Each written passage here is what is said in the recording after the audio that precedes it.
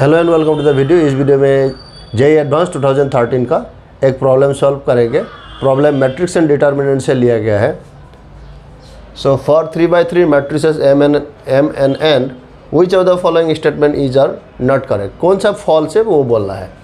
ए में बोला है N transpose M N is symmetric और skew symmetric according as M is symmetric और स्क्यू सिमेट्रिक।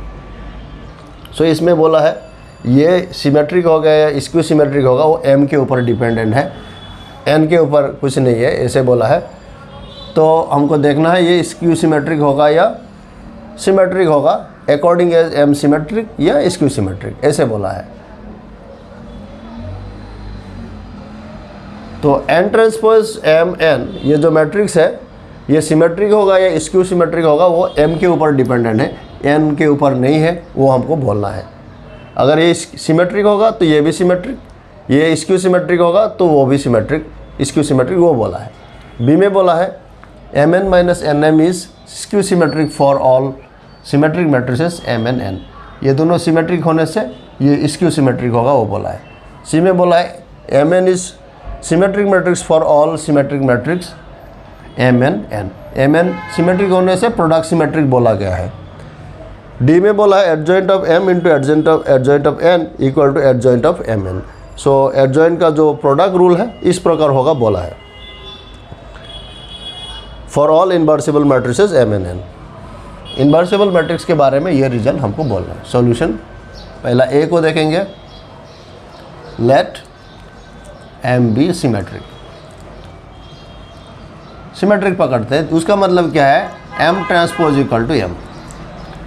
तो इसका ट्रांसपोज क्या होगा देखते हैं, एन ट्रांसपोज एम एन, इसका ट्रांसपोज का रूल क्या है, रिवर्स ऑर्डर में आएगा। इसका ट्रांसपोज, फिर एम का ट्रांसपोज, फिर इसका ट्रांसपोज, एन का ट्रांसपोज ये यहाँ पे है, एम का ट्रांसपोज एम होगा, फिर एन का ट्रांसपोज एन होगा। So N transpose M N, इसका transpose N transpose M N. तो इसका मतलब है ये जो मैट्रिक्स है ये सिमेट्रिक है। दैट मीन्स एम अगर सिमेट्रिक होगा तो ये मैट्रिक्स भी सिमेट्रिक होगा। अब एम स्क्यू सिमेट्रिक होगा तो next let M is skew symmetric. Skew symmetric matrix होने से क्या होगा, M transpose equal to minus M. उस केस में क्या होगा, एन ट्रांसपोज एम एन, उसका transpose that is also N transpose, उल्टा रिवर्स ऑर्डर में आएगा एम ट्रांसपोज एन ट्रांसपोज का ट्रांसपोज, एन ट्रांसपोज एम का transpose minus M. So minus हम बाहर में यहाँ पे लिख सकते हैं, एन ट्रांसपोज इज एन। तो इसका ट्रांसपोज माइनस ऑफ दैट, सो क्या हो गया, ये हो गया स्क्यू सिमेट्रिक। सो जब m स्क्यू सिमेट्रिक होगा ये मैट्रिक्स स्क्यू सिमेट्रिक बन रहा है, जब m सिमेट्रिक ये मैट्रिक्स सिमेट्रिक बन रहा है। तो ये जो स्टेटमेंट है ये ट्रू स्टेटमेंट, हमको नॉट करेक्ट बोला था, सो ये आंसर हमारा आंसर नहीं होगा। दिस इज ट्रू स्टेटमेंट, हमको चाहिए नॉट ट्रू या नॉट करेक्ट, ये ट्रू है तो ये आंसर नहीं होगा। अब बी में देखेंगे से, तो बी के लिए M N symmetric, M transpose is M, N transpose is N. So हमको क्या बोलना है, M N minus N M, इसका ट्रांसपोज बोलना है कि स्क्यू सिमेट्रिक है। तो क्या होगा, M N transpose minus N M transpose. Addition या सब्ट्रैक्शन में ऑर्डर चेंज नहीं होगा, सेम ऑर्डर में रहेगा। प्रोडक्ट में ऑर्डर चेंज होगा, N transpose M transpose minus M transpose N transpose. N transpose मतलब सिमेट्रिक है तो एन ट्रांसपोज मतलब एन, एम ट्रांसपोज मतलब एम एम एम एन। तो उसको हम माइनस कॉमन लेके M N minus N M लिख सकते हैं। M N minus N M का ट्रांसपोज इसका minus, that means M N minus N M is skew symmetric. ये जो मैट्रिक्स है स्क्यू सिमेट्रिक मैट्रिक्स है, तो ये भी ट्रू स्टेटमेंट है, दिस इज ऑल्सो ट्रू, तो हमारा आंसर बी भी नहीं होगा, हमको नॉट ट्रू या नॉट करेक्ट बोलना है। So A is true statement, B is true statement, C and D में से आप देखेंगे कौन सा फॉल्स है, हमको वो बोलना है।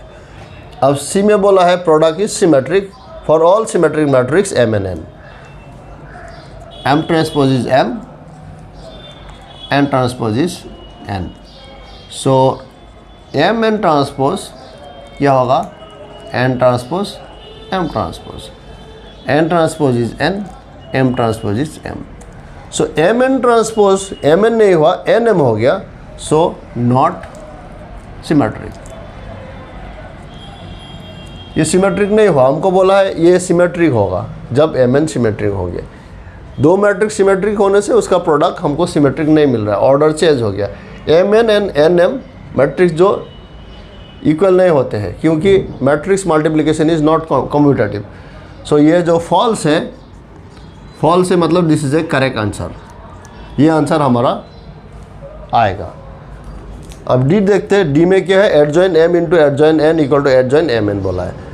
एडजॉइन के केस में भी जब प्रोडक्ट होगा उसका एडजॉइन में रिवर्स ऑर्डर में प्रोडक्ट आता है। So adjoint M N equal to adjoint N into adjoint M होता है। सो देखते हैं, एडजॉइंट एम, एडजॉइंट एन।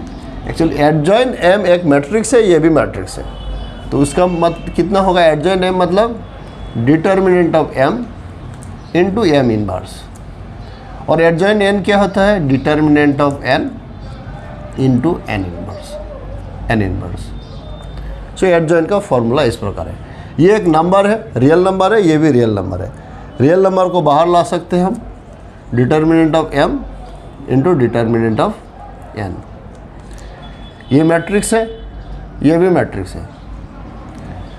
सो इसको हम डिटर्मिनेंट ऑफ एम एन भी लिख सकते हैं, एन एम भी लिख सकते हैं, नो प्रॉब्लम, एन एम लिख सकते हैं। डिटर्मिनेंट के केस में कॉम्यूटेटिव हो जाएगा, क्योंकि ये रियल नंबर है, ये भी रियल नंबर। डिटर्मिनेंट मतलब real number commutative. So determinant of N M equal to determinant of N into determinant of M, उसको determinant M into determinant N लिख सकते हैं। और यहाँ पे हो गया क्या, N M inverse. So inverse में ऑर्डर चेंज होता है। So determinant N M inverse मतलब क्या है, एडजॉइंट ऑफ एन एम।